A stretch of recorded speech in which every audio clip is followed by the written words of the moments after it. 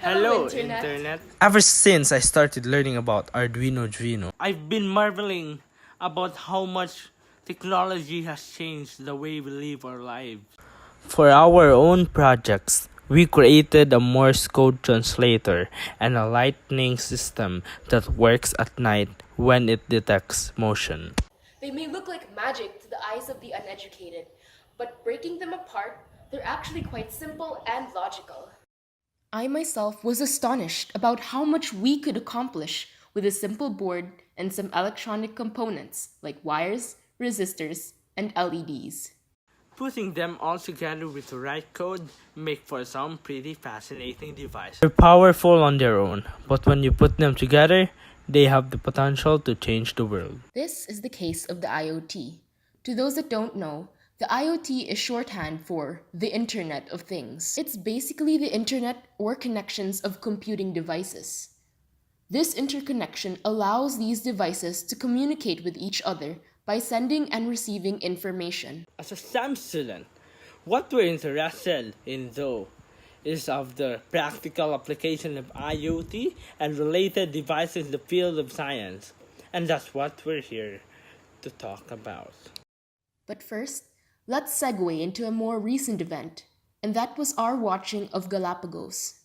Galapagos talks about the beauty of the natural world and of biodiversity, and how Charles Darwin, explorer and evolutionary scientist extraordinaire, discovered a multitude of new species on an isolated archipelago in the Pacific Ocean. This biodiversity of not just isolated islands, but of the whole world, is part of what makes Earth, Earth.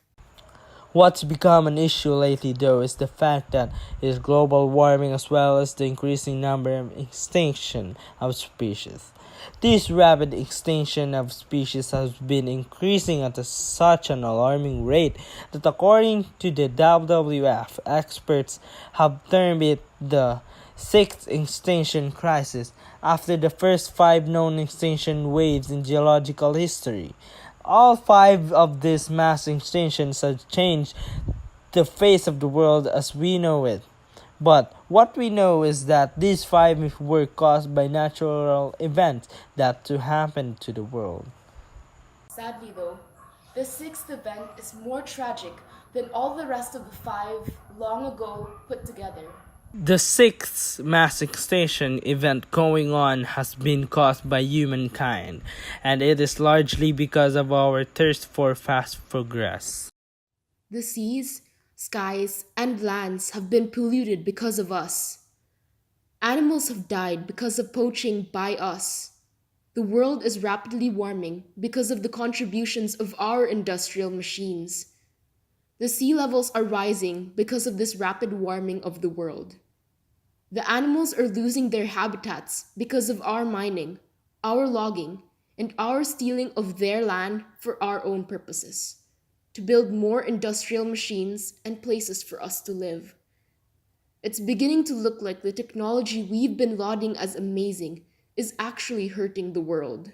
But despite all of this despair and hopelessness, humankind still has fight left in it and a hope for redemption. It's now a fight for humankind to find a way to solve all these problems we've created. Scientists are at the forefront of the puzzle.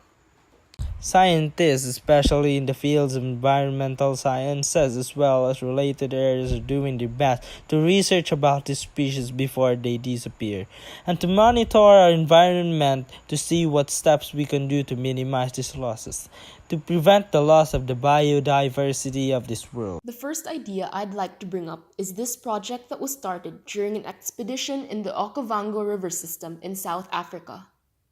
In the expedition, a team of environmental conservationists and engineers went on a trip to the Okavango Delta to explore and monitor the wildlife. The Okavango River system is one of the most biodiverse locations in the world with its bountiful population of elephants, lions, hippos, giraffes, crocodiles, cheetahs, leopards, rhinos, zebras, and more. It's really biologically important, so it's heaven for wildlife conservationists. But you might ask me why engineers? That's actually where our talk of technology comes into play. No matter how much technology has hurt the world, it may just be the tool we need to save it. In the Okavango expedition, one of the engineers talked about how they were implementing a monitoring system.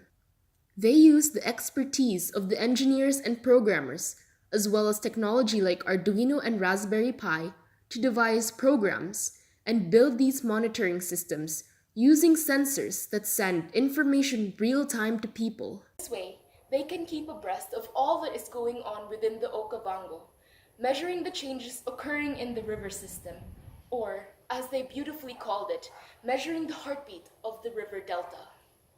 But it's not just monitoring where IoT comes into play. The most significant contributions into the scientific community of IoT are actually numerous.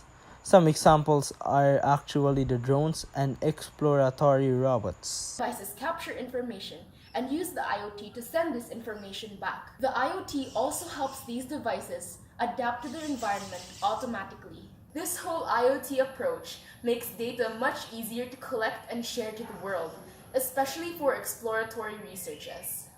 It makes the process of sending and analyzing data much simpler. It also makes collaboration on different projects that much easier and more efficient, and allows for different people across the world to take part in the projects. On the whole, with IoT, our society is starting to become a whole lot smarter because we are now interconnected with the help of the IoT.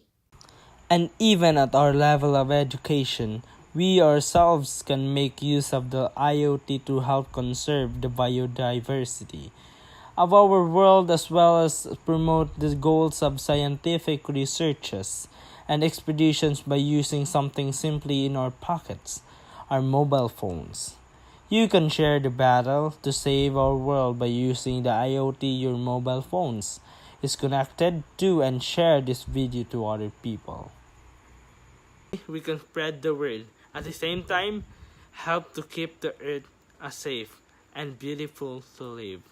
That's all for now, and until next time, stay curious.